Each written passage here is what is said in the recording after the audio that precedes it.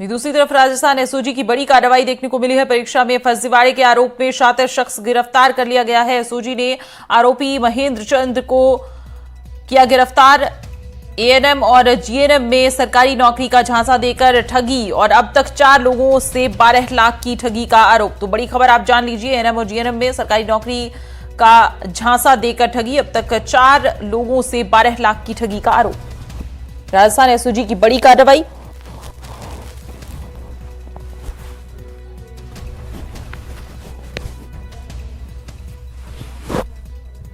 ANM और GNM में सरकारी नौकरी का झांसा देकर ठगी।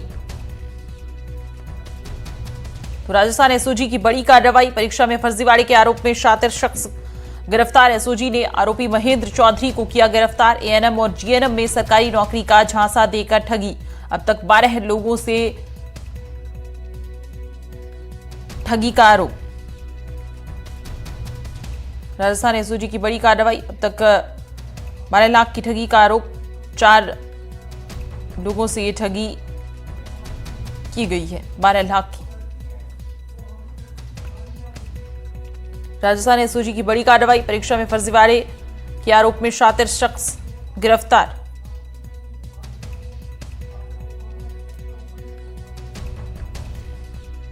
तो खबर आप जान लीजिए, परीक्षा में फर्जीवाड़े के आरोप में शातिर शख्स को गिरफ्तार कर लिया है। एसओजी ने आरोपी महेंद्र चौधरी को गिरफ्तार किया है। एएनएम और जीएनएम में सरकारी नौकरी का झांसा देकर ठगी और अब तक 4 लोगों से 12 लाख ठगने के आरोप।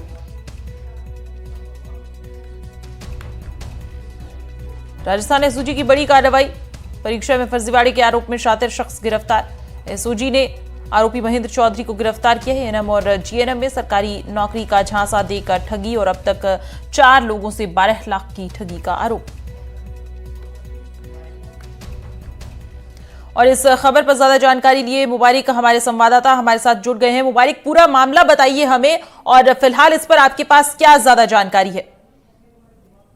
जी देखिए, पेपर लीक से जुड़ी जो घटनाएं थी उनको लेकर राजस्थान सरकार की ओर से एसआईटी भी गठित की गई थी और उसके बाद लगातार जो है एसओजी इस तरह के जो लोग हैं जो पेपर लीक और तमाम चीजों में हर परीक्षा में जो फर्जीवाड़े के समय सक्रिय हो जाते हैं, परीक्षा के समय सक्रिय हो जाते हैं, तो ऐसे में आरोपी महेंद्र चौधरी को एसओजी ने गिरफ्तार किया है क्योंकि एएनएम और जीएनएम में सरकारी नौकरी लगाने के नाम पर इन्होंने झांसा दिया था और 12 लाख रुपए की ठगी के आरोप इन पर लगे हैं। तो ऐसे में लगातार एसओजी ऐसे लोगों को ट्रैक कर रही है जो लोग परीक्षा के दौरान सक्रिय होते हैं और नौकरी लगाने के नाम पर ठगी करते हैं। ऐसे में एसओजी इस तरह के लोगों पर नजर बनाए हुए हैं क्योंकि एसआईटी का गठन हो चुका है।